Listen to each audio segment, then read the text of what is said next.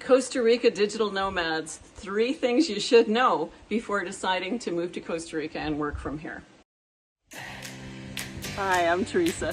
A few years ago, I retired from being an international speaker and author to create a conscious community in Costa Rica with a group of friends.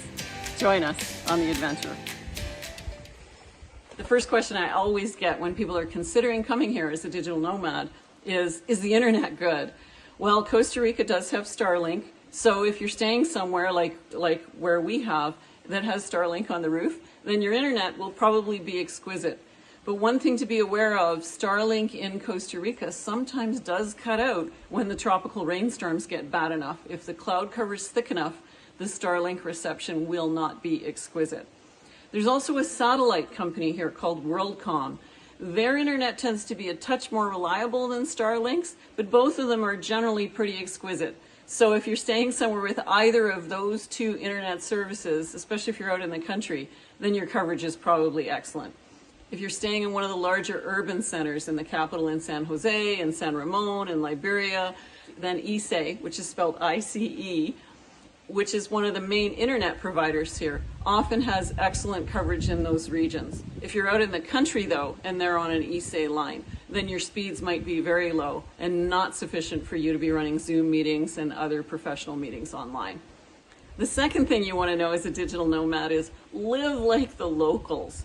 If you are addicted to your North American or European brand names and you've got to have a specific type of cereal, you're going to pay through the nose for your groceries. If, on the other hand, you live like a Costa Rican and you shop on Friday or Saturday at the farmer's market and you just supplement your groceries from the big box grocery stores, you will live here on a song.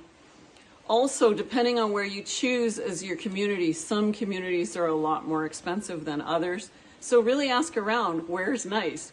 We've always got room here at Vista Mundo, and there's lots of digital nomads that live here permanently or move through here at various points of the year, so you're welcome to check us out.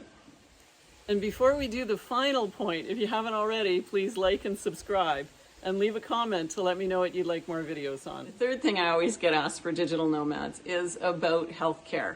I've done several videos talking about healthcare on this channel.